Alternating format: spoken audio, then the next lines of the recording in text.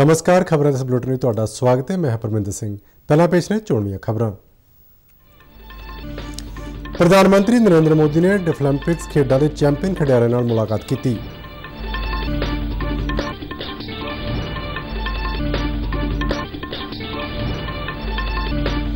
उपराष्ट्रपति एम वेंकैया नायडू ने आतंकवाद विरोधी दिवस मौके देशवासियों को हर तरह के आतंकवाद को खत्म करने का सद्दा दिता।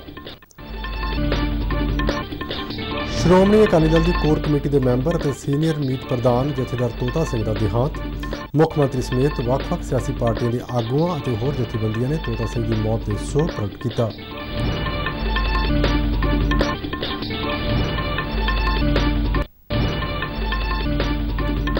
अमृतसर STF वालों 3 तस्करों पासों 3.5 किलो हैरोइन बरामद।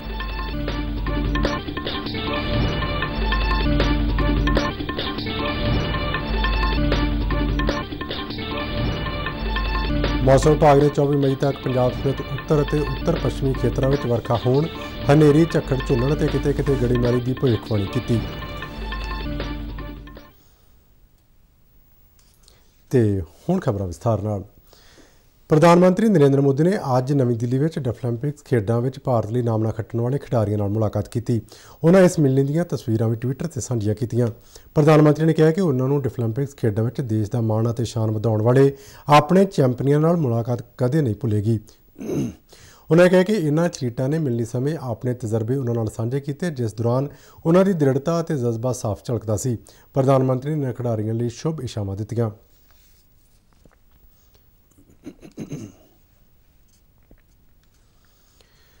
अज आतंकवाद विरोधी दिवस है। ये दिन हर साल 21 मई को मनाया जाता है। भारत वास्ते इस दिन की काफ़ी महत्ता है क्योंकि वो कई सालों तो आतंकवादी हमलों का शिकार रहा है। आतंकवाद विरोधी दिवस मनाने का मकसद नौजवानों को हिंसा की संस्कृति और आतंकवाद तो दूर लिजाना है। इस दिन ਵੱਖ-ਵੱਖ समागमों दौरान आतंकवाद लोगों को आतंकवाद कारण आम इंसान के दुख दर्द और राष्ट्रहित के लिहाज नाल उन्होंने इसके माड़े प्रभावों तो जाणू करवाना है। उपराष्ट्रपति एम वेंकैया नायडू ने आतंकवाद विरोधी दिवस मौके कहा कि आतंकवाद मानवता और विश्व शांति लिए एक वड्डा खतरा है। ट्वीट की एक लड़ी में उन्होंने कहा कि आतंकवाद ने दुनिया भर में अणगिणत मासूम जिंदगियों को बुरी तरह प्रभावित किया। उन्होंने आतंकवाद विरोध लड़ाई में कुर्बानियां देने वाले बहादुर पुरुष और महिलाओं को श्रद्धांजलियां भेंट कीतियां। उपराष्ट्रपति ने देशवासियों को हर तरह आतंकवाद को खत्म करने लिए संकल्प लैण का सद्दा दिता। प्रधानमंत्री नरेंद्र मोदी 29 मई को आकाशवाणी तो प्रसारित होने वाले बहुचर्चित प्रोग्राम मन की बात तहत लोगों नाल विचार साझे करनगे। इस प्रोग्राम राही प्रधानमंत्री ਵੱਖ-ਵੱਖ मुद्दों ते चर्चा तो इलावा अपनी सरकार के प्रोग्रामां नीतियां ते देश के ਵੱਖ-ਵੱਖ हिस्सों में विलक्षण काम करने वाले लोगों बारे विचार चर्चा करते हैं, जिस करके ये प्रोग्राम काफ़ी हरमन प्यारा हो गया है। नागरिक मन की बात प्रोग्राम लिए अपने सुझाव MyGov और नमो ऐप से भेज सकते हैं या फिर 1800 11 7800 ते विचार रिकॉर्ड भी करवाए जा सकते हैं। इस तो इलावा 1922 नंबर ते मिस्ड कॉल राही मिलने वाले लिंक ते SMS भेज के भी सीधे प्रधानमंत्री तक सुझाव भेजे जा सकते हैं। मन की बात प्रोग्राम का प्रसारण 29 मई को सवेरे 11 बजे आकाशवाणी ते दूरदर्शन के सारे चैनलों पर वेख्या ते सुनिया जा सकता है। हिंदी में इसके प्रसारण के तुरंत बाद दर्शक खेतरी भाषाओं में मन की बात प्रोग्राम देख सकते हैं। DD पंजाबी ते मन की बात प्रोग्राम का पंजाबी रूपांतर उस दिन रात 8 बजे प्रसारित होगा। आज़ादी का अमृत महोत्सव में समर्पित आज़ादी का सफ़र तहत असी भारत की आज़ादी में योगदान पाने वाले ਵੱਖ-ਵੱਖ मन्ने परमन्ने और गुमनाम आज़ादी संग्रामियों के जीवन के पहलुओं तो तुहानूं जाणू करवाते हाँ। इस तो इलावा आज़ादी के संघर्ष नाल जुड़ियां होर गतिविधियों बारे भी दसदे हाँ। अज की कड़ी में असी महान गांधीवादी सुतंत्रता सेनानी ओमियो कुमार दास और थाला सिंह बारे जानकारी दे रहे हाँ।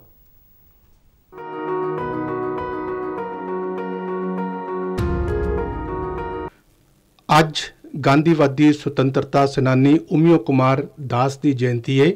उन्हां दा जन्म 21 मई 1895 ਨੂੰ असम के नौगांव ਜ਼ਿਲ੍ਹੇ ਵਿੱਚ ਹੋਇਆ ਸੀ। ਉਹ ਲੋਕ ਨਾਇਕ ਦੇ ਨਾਮ ਨਾਲ ਹਰਮਨ ਪਿਆਰੇ ਸਨ। ओमियो समाजिक करता सन ਤੇ गांधीवादी दर्शन ਵਿੱਚ विश्वास रखते सन। ਉਹ ਸਿੱਖਿਆ विद्वान ਤੇ ਮੰਨੇ ਪ੍ਰਮੰਨੇ ਲੇਖਕ ਵੀ ਸਨ। ओमियो ਦਾ पालन पोषण ਉਹਨਾਂ ਦੇ नाना लक्ष्मीकांत बरकाकती ने किया, जो खुद राष्ट्रवादी सन और नौजवान ओमियो की शख्सियत को उन्होंने बहुत प्रभावित किया। ओमियो जब तेजपुर हाई स्कूल में पढ़ रहे सन तो 1905 में बंग भंग अंदोलन में शामिल हो गए। उन्होंने राष्ट्र की जरूरत लिए तन जुटाने के उद्देश्य नाल मजदूरी भी की। ਉਹਨਾਂ ਦੀ ਰਾਸ਼ਟਰਵਾਦੀ ਭਾਵਨਾ ਨੂੰ ਕਾਲਜ ਜੀਵਨ ਵਿੱਚ ਹੋਰ ਮਜ਼ਬੂਤੀ ਮਿਲੀ। ਜਦ ਕਾਂਗਰਸ ਦੇ ਕੋਲਕਾਤਾ ਅਧਿਵੇਸ਼ਨ ਵਿੱਚ ਉਹਨਾਂ ਨੇ ਗਾਂਧੀ ਜੀ, ਸੁਰਿੰਦਰਨਾਥ ਬੈਨਰਜੀ, ਐਨੀ ਬੇਸੈਂਟ ਤੇ ਹੋਰ ਸ਼ਖਸੀਅਤਾਂ ਦੇ ਭਾਸ਼ਣ ਸੁਣੇ। ਜਦ ਗਾਂਧੀ ਜੀ ਨੇ 1920 ਵਿੱਚ ਅਸਹਿਯੋਗ ਅੰਦੋਲਨ ਸ਼ੁਰੂ ਕੀਤਾ ਤਾਂ ਓਮੀਓ ਨੇ ਅੰਦੋਲਨ ਵਿੱਚ ਸ਼ਾਮਲ ਹੋਣ ਲਈ ਆਲੇ ਦੁਆਲੇ ਦੇ ਨੌਜਵਾਨਾਂ ਨੂੰ ਇਕਜੁੱਟ ਕਰਨ ਦਾ ਕਾਰਜ ਕੀਤਾ। ਇਸ ਅੰਦੋਲਨ ਦੌਰਾਨ ਹਜ਼ਾਰਾਂ ਵਿਦਿਆਰਥੀਆਂ ਨੇ ਪੜ੍ਹਾਈ ਛੱਡ ਦਿੱਤੀ, ਵਿਦੇਸ਼ੀ ਕੱਪੜਿਆਂ ਨੂੰ ਛੇਕਿਆ, ਸ਼ਰਾਬ ਅਤੇ ਅਫੀਮ ਦੀਆਂ ਦੁਕਾਨਾਂ ਬੰਦ ਕਰਾਈਆਂ ਤੇ ਅਦਾਲਤਾਂ ਦਾ ਤਿਆਗ ਕੀਤਾ ਗਿਆ। 1921 ਵਿੱਚ ਜਦ ਓਮੀਓ ਦਰਾਂਗ ਜ਼ਿਲ੍ਹਾ ਕਾਂਗਰਸ ਦੇ ਜਨਰਲ ਸਕੱਤਰ ਸਨ ਤਾਂ ਇਹ ਅੰਦੋਲਨ ਹੋਰ ਤੇਜ਼ ਹੋ ਗਿਆ। ਇੱਕ ਵਾਰ ਤਾਂ ਸ਼ਰਾਬ ਦੀ ਦੁਕਾਨ ਬੰਦ ਕਰਾਉਂਦੇ ਸਮੇਂ ਓਮੀਓ ਦਾ ਸਾਹਮਣਾ ਗੁੱਸਈ ਮਹਿਲਾ ਨਾਲ ਹੋਇਆ ਜੋ ਸ਼ਰਾਬ ਖਰੀਦਣ ਆਈ ਸੀ। ਓਮੀਓ ਨੇ ਉਸ ਨੂੰ ਸ਼ਰਾਬ ਪੀਣ ਦੇ ਨਕਾਰਾਤਮਕ ਅਸਰ ਬਾਰੇ ਸਮਝਾਇਆ। ਉਹ ਮਹਿਲਾ ਓਮੀਓ ਤੋਂ ਇੰਨੀ ਪ੍ਰੇਰਿਤ ਹੋਈ ਕਿ ਉਸਨੇ ਸ਼ਰਾਬ ਛੱਡਣ ਦੀ ਪ੍ਰਤਿੱਗਿਆ ਕਰ ਲਈ। ਉਸ ਦੇ ਬਾਅਦ ਉਸ ਮਹਿਲਾ ਅਸਹਿਯੋਗ ਅੰਦੋਲਨ ਵਿੱਚ ਸਰਗਰਮੀ ਨਾਲ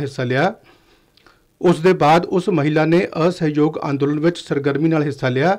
ਅਜਿਹਾ ਸੀ ਓਮੀਓ ਦਾ ਅਗਵਾਈ ਕੌਸ਼ਲ। ਜਦ ਗਾਂਧੀ ਜੀ ਨੇ 1930 ਵਿੱਚ ਸਵਿਨਯ ਅਵਗਿਆ ਅੰਦੋਲਨ ਸ਼ੁਰੂ ਕੀਤਾ ਤਾਂ ਓਮੀਓ ਨੇ ਖੁਦ ਹੀ ਨੌਜਵਾਨਾਂ ਨੂੰ ਇਕਜੁੱਟ ਕਰਨ ਦੀ ਜ਼ਿੰਮੇਵਾਰੀ ਸੰਭਾਲੀ। ਸੁਤੰਤਰਤਾ ਸੰਘਰਸ਼ ਵਿੱਚ ਹਿੱਸਾ ਲੈਣ ਕਾਰਨ ਉਹਨਾਂ ਨੂੰ ਕਈ ਵਾਰ ਜੇਲ੍ਹ ਜਾਣਾ ਪਿਆ। ਓਮੀਓ ਨੂੰ 1937 ਵਿੱਚ ਅਸਮ ਵਿਧਾਨ ਸਭਾ ਲਈ ਚੁਣਿਆ ਗਿਆ। ਉਹਨਾਂ ਨੇ ਸੰਵਿਧਾਨ ਸਭਾ ਦੇ ਮੈਂਬਰ ਦੇ ਰੂਪ ਵਿੱਚ ਸੇਵਾ ਵੀ ਕੀਤੀ। ਸ਼੍ਰਮ ਮੰਤਰੀ ਦੇ ਰੂਪ ਵਿੱਚ ਓਮੀਓ ਨੇ ਅਸਮ ਦੇ ਚਾਹ ਬਾਗਾਂ ਦੇ ਕਾਮਿਆਂ ਦੇ ਲਾਭ ਲਈ ਚਾਹ ਬਾਗ ਕਾਮਗਾਰ ਭਵਿੱਖ ਨਿਧੀ ਦੀ ਸ਼ੁਰੂਆਤ ਕੀਤੀ। ਸਿੱਖਿਆ ਮੰਤਰੀ ਦੇ ਰੂਪ ਵਿੱਚ ਉਹਨਾਂ ਨੇ ਬੁਨਿਆਦੀ ਸਿੱਖਿਆ ਦੀ ਪਰਿਕਲਪਨਾ ਦੇ ਨਾਲ ਸਿੱਖਿਆ ਪ੍ਰਣਾਲੀ ਵਿੱਚ ਸੁਧਾਰ ਕੀਤਾ। ਓਮੀਓ ਸਮਾਜ ਸੁਧਾਰਕ ਅਤੇ ਹਰਮਨ ਪਿਆਰੇ ਲੇਖਕ ਵੀ ਸਨ।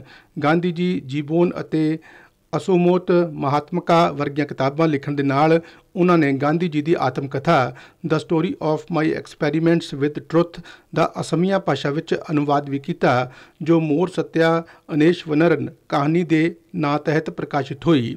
1963 ਵਿੱਚ ਭਾਰਤ ਸਰਕਾਰ ਨੇ ਰਾਸ਼ਟਰ ਦੇ ਪ੍ਰਤੀ ਯੋਗਦਾਨ ਲਈ ਉਹਨਾਂ ਨੂੰ ਪਦਮ ਭੂਸ਼ਣ ਨਾਲ ਸਨਮਾਨਿਤ ਕੀਤਾ। ਓਮੀਓ ਕੁਮਾਰ ਦਾਸ ਦਾ ਦੇਹਾਂਤ 23 ਜਨਵਰੀ 1975 ਨੂੰ ਹੋਇਆ। ਉਹ ਆਪਣੇ ਪਿੱਛੇ ਪ੍ਰਤੀਬੱਧਤਾ ਤੇ ਦੇਸ਼ ਭਗਤੀ ਦੀ ਵਿਰਾਸਤ ਛੱਡ ਗਏ। ਸਾਡੇ ਵੱਲੋਂ ਨਿੱਘੀ ਸ਼ਰਧਾਂਜਲੀ। ਅੱਜ ਅਸੀਂ ਥਾਲਾ ਸਿੰਘ ਨੂੰ ਵੀ ਯਾਦ ਕਰ ਰਹੇ ਹਾਂ। ਉਹ ਹਿਮਾਚਲ ਪ੍ਰਦੇਸ਼ ਦੇ ਮੰਡੀ ਦੇ ਨਿਵਾਸੀ ਸਨ। ਥਾਲਾ ਸਿੰਘ ਬ੍ਰਿਟਿਸ਼ ਭਾਰਤੀ ਸੈਨਾ ਵਿੱਚ ਸੈਨਿਕ ਸਨ। ਦੂਜੇ ਵਿਸ਼ਵ ਯੁੱਧ ਦੇ ਦੌਰਾਨ ਥਾਲਾ ਸਿੰਘ ਮਲਾਇਆ ਵਿੱਚ ਆਜ਼ਾਦ ਹਿੰਦ ਫੌਜ ਵਿੱਚ ਸ਼ਾਮਲ ਹੋ ਗਏ ਅਤੇ ਹਵਲਦਾਰ ਦੇ ਰੂਪ ਵਿੱਚ ਸੇਵਾਵਾਂ ਦਿੱਤੀਆਂ। ਬਰਮਾ ਦੇ ਮੋਰਚੇ ਤੇ 21 ਮਈ 1944 ਦੌਰਾਨ ਅੰਗਰੇਜ਼ਾਂ ਦੇ ਯੁੱਧ ਦੌਰਾਨ ਥਾਲਾ ਸਿੰਘ ਸ਼ਹੀਦ ਹੋ ਗਏ। ਭਾਰਤ ਮਾਂ ਦੇ ਇਸ ਮਹਾਨ ਸਪੂਤ ਨੂੰ ਸ਼ਤ ਸ਼ਤ ਨਮਨ।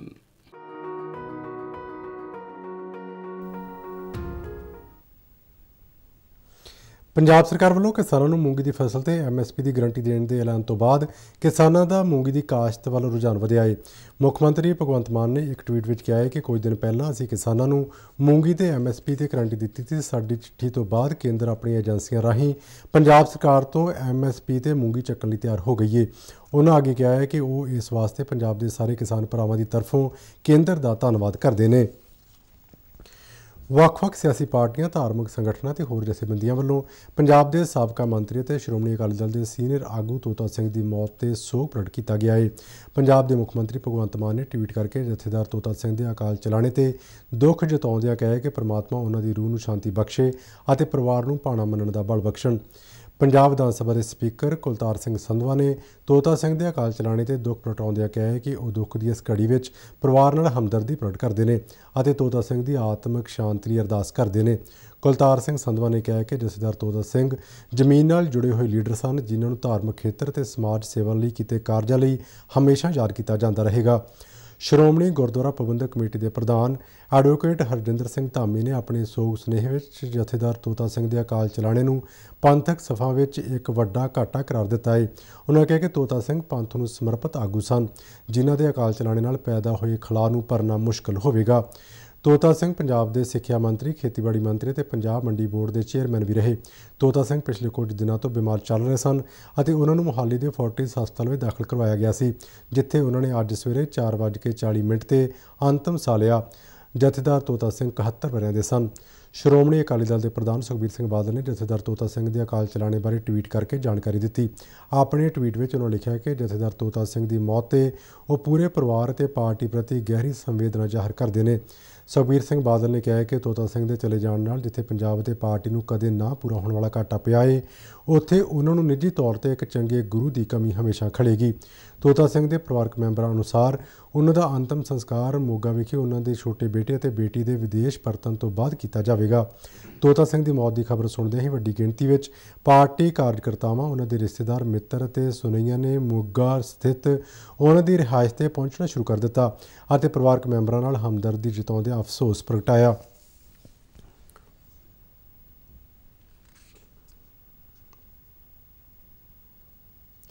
ਕੇਂਦਰ ਸਰਕਾਰ ਵੱਲੋਂ ਡਿਜੀਟਲ ਇੰਡੀਆ ਤਹਿਤ ਡਿਜੀਟਲ ਪ੍ਰੋਗਰਾਮ ਨੂੰ ਵੱਡੇ ਪੱਧਰ 'ਤੇ ਪ੍ਰੋਤਸਾਹਿਤ ਕੀਤਾ ਗਿਆ, ਜਿਸ ਨਾਲ ਵੱਡੇ ਤੋਂ ਛੋਟੇ ਦੁਕਾਨਦਾਰਾਂ ਦੇ ਨਾਲ ਆਮ ਜਨਤਾ ਦਾ ਕੰਮ ਵੀ ਸੁਖਾਲਾ ਹੋ ਗਿਆ ਹੈ। ਅੱਜ ਰੇਹੜੀ ਫੜੀ ਵਾਲੇ ਵੀ ਡਿਜੀਟਲ ਮਾਧਿਅਮ ਰਾਹੀਂ ਲੈਣ ਦੇਣ ਕਰਦੇ ਨੇ ਅਤੇ ਲੋਕਾਂ ਵਾਸਤੇ ਡਿਜੀਟਲ ਲੈਣ ਦੇਣ ਇੱਕ ਬੇਹੱਦ ਸੁਰੱਖਿਅਤ ਸਾਧਨ ਬਣ ਗਿਆ ਹੈ। ਪ੍ਰਧਾਨ ਮੰਤਰੀ ਨਰਿੰਦਰ ਮੋਦੀ ਨੇ ਵੀ ਆਪਣੇ ਮਨ ਕੀ ਬਾਤ ਪ੍ਰੋਗਰਾਮ ਤਹਿਤ ਲੋਕਾਂ ਨੂੰ ਡਿਜੀਟਲ ਲੈਣ ਦੇਣ ਦੇ ਆਪਣੇ ਤਜਰਬੇ ਸਾਂਝੇ ਕਰਨ ਲਈ ਆਖਿਆ ਸੀ। ਪੇਸ਼ ਹੈ ਇੱਕ ਰਿਪੋਰਟ। ਭਾਰਤ ਸਰਕਾਰ ਨੇ 6 ਸਾਲ ਪਹਿਲਾਂ 2006 ਵਿੱਚ ਪੈਸੇ ਦੇ ਲੈਣ ਦੇਣ ਵਿੱਚ ਨਿਵੇਕਲਾ ਸਿਸਟਮ UPI ਭਾਰਤ ਲਾਂਚ ਕੀਤਾ। National payment corporation of India ਵੱਲੋਂ ਤਿਆਰ ਕੀਤੇ ਗਏ ਯੂਨੀਫਾਈਡ ਪੇਮੈਂਟ ਇੰਟਰਫੇਸ ਰਾਹੀਂ ਭਾਰਤ ਦੁਨੀਆ ਦਾ ਅਜਿਹਾ ਇਕਲੌਤਾ ਦੇਸ਼ ਬਣ ਗਿਆ ਹੈ ਜਿੱਥੇ ਸਿਰਫ ਇੱਕ ਫੋਨ ਨੰਬਰ ਦੀ ਵਰਤੋਂ ਕਰਦੇ ਹੋਏ ਕੁਝ ਸਕਿੰਟਾਂ ਵਿੱਚ ਹੀ ਪੈਸੇ ਨੂੰ ਪੂਰੇ ਦੇਸ਼ ਵਿੱਚ ਕਿਸੇ ਵੀ ਦੂਜੇ ਵਿਅਕਤੀ ਦੇ ਖਾਤੇ ਵਿੱਚ ਟ੍ਰਾਂਸਫਰ ਕੀਤਾ ਜਾ ਸਕਦਾ ਹੈ। ਬਠਿੰਡਾ ਦੇ ਇੱਕ ਵੱਡੇ ਡਿਪਾਰਟਮੈਂਟਲ ਸਟੋਰ ਦੇ ਮਾਲਕ ਜੀਵਨ ਗੋਇਲ ਦਾ ਕਹਿਣਾ ਹੈ ਕਿ UPI ਰਾਹੀਂ ਅਦਾਇਗੀ ਕਾਰਨ ਉਹਨਾਂ ਦੇ ਵਪਾਰ ਵਿੱਚ ਚੋਖਾ ਵਾਧਾ ਹੋਇਆ ਹੈ। ਉਹਨਾਂ ਕਿਹਾ ਕਿ ਅਦਾਇਗੀ ਡਿਜੀਟਲ ਤਰੀਕੇ ਨਾਲ ਹੋਣ ਕਰਕੇ ਜਿੱਥੇ ਉਹਨਾਂ ਨੂੰ ਆਪਣੇ ਸਮਾਨ ਦੀ ਪੂਰੀ ਕੀਮਤ ਮਿਲਦੀ ਹੈ, ਉੱਥੇ ਗ੍ਰਾਹਕ ਫੋਨ ਰਾਹੀਂ ਆਰਡਰ ਕਰਕੇ ਘਰ ਬੈਠੇ ਹੀ ਸਮਾਨ ਮੰਗਵਾ ਲੈਂਦੇ ਨੇ। ਜਿਹੜਾ UPI ਸਿਸਟਮ ਗਵਰਨਮੈਂਟ ਨੇ ਚਲਾਇਆ, ਇਹਦੇ ਨਾਲ ਸਾਨੂੰ ਬਹੁਤ ਜ਼ਿਆਦਾ ਫਾਇਦਾ ਹੋਇਆਗਾ। ਕਸਟਮਰ ਸਾਨੂੰ ਮੋਬਾਈਲ ਫੋਨ 'ਤੇ ਆਰਡਰ ਪਾਉਂਦਾ ਅਤੇ ਅਸੀਂ ਸਮਾਨ ਭੇਜ ਦਿੰਦੇ ਹਾਂ। ਪੇਮੈਂਟ ਸਾਨੂੰ ਆਪਣੇ ਆਪ UPI ਦੇ ਥਰੂ ਆ ਜਾਂਦੀ ਹੈਗੀ ਅਤੇ ਇਹਦਾ ਹੋਰ ਵੱਡਾ ਫਾਇਦਾ ਹੋਇਆ, ਜਿਵੇਂ ਕਿਸੇ ਦਾ ਬਿੱਲ ਕਿਤਨਾ ਬਣਦਾ, ਕੋਈ 5-7 ਰੁਪਏ ਕਸਟਮਰ ਚਾਹੁੰਦਾ ਮੈਨੂੰ ਰਿਆਇਤ ਕੀਤੀ ਜਾਵੇ ਤਾਂ ਸਾਨੂੰ ਪੂਰੀ ਦੀ ਪੂਰੀ ਫੁੱਲ ਪੇਮੈਂਟ ਮਿਲਦੀ ਹੈਗੀ। ਕੱਪੜਾ ਸਿਲਾਈ ਦੀ ਦੁਕਾਨ ਚਲਾਉਣ ਵਾਲੇ ਬਠਿੰਡਾ ਦੇ ਗੁਰਪ੍ਰੀਤ ਸਿੰਘ ਦਾ ਕਹਿਣਾ ਹੈ ਕਿ ਉਹਨਾਂ ਨੂੰ ਦੂਰ ਦਰਾਡੇ ਦੇ ਗ੍ਰਾਹਕਾਂ ਕੋਲੋਂ ਪੈਸੇ ਲੈਣੇ ਸੁਖਾਲੇ ਹੋ ਗਏ ਨੇ, ਕਿਉਂਕਿ ਉਹਨਾਂ ਕੋਲ ਕਾਫੀ ਵੱਡੀ ਗਿਣਤੀ ਵਿੱਚ ਅਜਿਹੇ ਗ੍ਰਾਹਕ ਨੇ ਜੋ ਦੂਜੇ ਸ਼ਹਿਰਾਂ ਵਿੱਚ ਨੌਕਰੀ ਕਰਦੇ ਨੇ। ਔਰ ਮੇਰਾ ਟੇਲਰਿੰਗ ਦਾ ਕੰਮ ਹੈ ਔਰ ਸਾਡੇ ਕੰਮ ਦੇ ਦੌਰਾਨ ਕਈ ਮੁਲਾਜ਼ਮ ਬੰਦੇ ਹੁੰਦੇ ਆ ਜਿਹਨਾਂ ਟਰਾਂਸਫਰਾਂ ਬਾਹਰ ਹੋ ਜਾਂਦੀਆਂ, ਆਊਟ ਆਫ ਸਟੇਟ ਹੋ ਜਾਂਦੀਆਂ ਅਤੇ ਸਾਡੀਆਂ ਪੇਮੈਂਟਾਂ ਪੈਂਡਿੰਗ ਰਹਿ ਜਾਂਦੀਆਂ ਨੇ। UPI ਥਰੂ ਸਾਡੀਆਂ ਪੇਮੈਂਟਾਂ ਟਰਾਂਸਫਰ ਹੋ ਜਾਂਦੀਆਂ, ਸਾਨੂੰ ਇਸ ਦਾ ਬਹੁਤ ਬੈਨੀਫਿਟ ਹੈ। ਦੂਜਾ ਇਹਦਾ ਫਾਇਦਾ ਇਹ ਹੈ ਜੀ, ਅੱਜ ਕੱਲ੍ਹ ਹੈਂਡ ਕੈਸ਼ ਚੱਕਣਾ ਰਿਸਕੀ ਸਮਝਿਆ ਜਾਂਦਾ ਹੈ, ਪਰ ਇਹਦੇ ਥਰੂ ਅਸੀਂ ਸੇਫ ਰਹਿੰਦੇ ਹਾਂ। ਸਾਨੂੰ ਕੈਸ਼ ਚੱਕਣ ਦੀ ਲੋੜ ਨਹੀਂ ਪੈਂਦੀ, ਕੈਰੀ ਕਰਨ ਦੀ ਜ਼ਰੂਰਤ ਨਹੀਂ ਪੈਂਦੀ। ਇਹਦੇ ਥਰੂ ਬਹੁਤ ਹੀ ਸੇਫਲੀ ਟਰਾਂਸਫਰ ਸਾਡੇ ਪੈਸੇ ਇੱਧਰ ਤੋਂ ਇੱਧਰ ਹੋ ਜਾਂਦੇ ਆ ਇੱਕ ਦੂਜੇ ਦੇ। ਬਠਿੰਡਾ ਵਾਸੀ ਰਾਹੁਲ ਦਾ ਕਹਿਣਾ ਹੈ ਕਿ ਉਹ ਜ਼ਿਆਦਾਤਰ ਖਰੀਦਦਾਰੀ UPI ਰਾਹੀਂ ਹੀ ਕਰਦਾ ਹੈ ਕਿਉਂਕਿ ਇਹ ਪੂਰੀ ਤਰ੍ਹਾਂ ਸੁਰੱਖਿਅਤ ਹੈ। ਉਸ ਦਾ ਕਹਿਣਾ ਹੈ ਕਿ ਚਾਹੇ ਬਾਜ਼ਾਰ ਵਿੱਚ ਕੁਝ ਖਰੀਦਣਾ ਹੋਵੇ ਜਾਂ ਗੱਡੀ ਵਿੱਚ ਪੈਟਰੋਲ ਪਵਾਉਣਾ ਹੋਵੇ, ਉਹ ਹਰ ਥਾਂ UPI ਦੀ ਵਰਤੋਂ ਕਰ ਰਿਹਾ ਹੈ। UPI ਦਾ ਅੱਜ ਬਹੁਤ ਫਾਇਦਾ ਹੋ ਰਿਹਾ ਆਪਾਂ ਨੂੰ। ਆਪਾਂ ਨੂੰ ਪਰਸ ਵਗੈਰਾ ਜਾਂ ਕੋਈ ਪੈਸੇ ਲੈ ਕੇ ਆਉਣ ਦੀ ਲੋੜ ਨਹੀਂ ਪੈਂਦੀ। ਮੋਬਾਈਲ ਤੋਂ ਸਾਰੀ ਔਨਲਾਈਨ ਟ੍ਰਾਂਜੈਕਸ਼ਨ ਹੋ ਜਾਂਦੀ ਹੈ। ਕੋਈ ਪੈਸੇ ਲੈਣੇ ਹੈ, ਦੇਣੇ ਹੈ, ਸਾਰਾ ਕੁਝ ਬਹੁਤ ਸੁਵਿਧਾਵਾਂ ਹੋ ਗਈਆਂ ਨੇ। ਕੋਈ ਪੈਟਰੋਲ ਪਵਾਉਣ ਜਾਓ ਤਾਂ ਵੀ ਔਨਲਾਈਨ ਸਭ ਕੁਝ ਹੋ ਜਾਂਦਾ ਹੈ। ਬਿਊਰੋ ਰਿਪੋਰਟ, ਦੂਰਦਰਸ਼ਨ ਸਮਾਚਾਰ, ਜਲੰਧਰ। ਅੰਮ੍ਰਿਤਸਰ STF ਨੇ 3 ਤਸਕਰਾਂ ਨੂੰ ਗ੍ਰਿਫਤਾਰ ਕਰਕੇ ਉਹਨਾਂ ਪਾਸੋਂ ਕੋਈ 3.5 ਕਿਲੋ ਹੈਰੋਇਨ ਬਰਾਮਦ ਕਰਨ ਵਿੱਚ ਸਫਲਤਾ ਹਾਸਲ ਕੀਤੀ ਹੈ। ਗ੍ਰਿਫਤਾਰ ਕੀਤੇ ਗਏ ਵਿਅਕਤੀਆਂ ਵਿੱਚ ਅਮਰੀਕ ਸਿੰਘ ਨਾਮੀ ਵਿਅਕਤੀ ਅਤੇ ਉਸ ਦਾ ਬੇਟਾ ਪ੍ਰਭਦੀਪ ਸਿੰਘ ਅਤੇ ਸਰਬਜੀਤ ਸ਼ਾਮਲ ਹੈ। STF ਦੇ ਅਧਿਕਾਰੀ ਰਸ਼ਪਾਲ ਸਿੰਘ ਨੇ ਅੰਮ੍ਰਿਤਸਰ ਵਿੱਚ ਇੱਕ ਪ੍ਰੈਸ ਕਾਨਫਰੰਸ ਦੌਰਾਨ ਦੱਸਿਆ ਕਿ ਗ੍ਰਿਫਤਾਰ ਕੀਤੇ ਗਏ ਵਿਅਕਤੀ ਪਾਕਿਸਤਾਨ ਤੋਂ ਹੈਰੋਇਨ ਮੰਗਵਾ ਕੇ ਹੈਰੋਇਨ ਸਪਲਾਈ ਕਰਦੇ ਸਨ। 3 ਦੋਸ਼ੀਆਂ ਪਾਸੋਂ ਬਰਾਮਦ ਹੈਰੋਇਨ ਦੀ ਕੀਮਤ ਕੋਈ 24 ਕਰੋੜ ਰੁਪਏ ਦੱਸੀ ਜਾਂਦੀ ਹੈ। STF ਵੱਲੋਂ ਗ੍ਰਿਫਤਾਰ ਕੀਤੇ ਗਏ ਦੋਸ਼ੀਆਂ ਤੋਂ ਹੋਰ ਪੁੱਛਗਿੱਛ ਕੀਤੀ ਜਾ ਰਹੀ ਹੈ। ਇਹ ਬੰਦੇ ਗ੍ਰਿਫਤਾਰ ਕੀਤੇ ਨੇ। ਸੋ ਇਹਨਾਂ ਦੇ ਕੋਲੋਂ ਜਿਹੜਾ ਹੈ ਉਹ 3 ਕਿਲੋ 500 ਗ੍ਰਾਮ ਹੀਰੋਇਨ ਜਿਹੜੀ ਆ ਉਹ ਰਿਕਵਰ ਕੀਤੀ ਹੈ। ਸੋ ਉਹਦੇ 'ਚ ਪਰਚਾ ਦਰਜ ਕਰਕੇ ਜਿਹੜਾ ਹੈ ਅੱਗੇ ਇਨਵੈਸਟੀਗੇਸ਼ਨ ਸਾਡੀ ਜਿਹੜੀ ਜਾਰੀ ਆ ਔਰ ਇਹਦੇ ਬੈਕਵਰਡ ਫਾਰਵਰਡ ਲਿੰਕਸ ਜਿਹੜੇ ਆ ਉਹ ਅਸੀਂ ਵੈਰੀਫਾਈ ਕਰ ਰਹੇ ਹਾਂ ਔਰ ਇਹਨਾਂ ਨੂੰ ਥਾਰੋਲੀ ਜਿਹੜਾ ਇਹਨਾਂ ਦਾ ਨੈਟਵਰਕ ਹੈ ਵੀ ਇਹ ਕਿੱਥੋਂ ਲੈ ਕੇ ਆਏ ਸੀ, ਪਿੱਛੋਂ ਕਿੱਥੇ ਆਏ ਸੀ, ਅੱਗੇ ਕਿੱਥੇ ਜਾਣੇ ਸੀ, ਹੋਲ ਜਿਹੜੀ ਇਹਨਾਂ ਦੀ ਜਿਹੜੀ ਇੱਕ ਨੈਟਵਰਕ ਦੀ ਲਾਈਨ ਹੈ ਉਹਨੂੰ ਸਾਰਾ ਬ੍ਰੇਕ ਕੀਤਾ ਜਾਏਗਾ।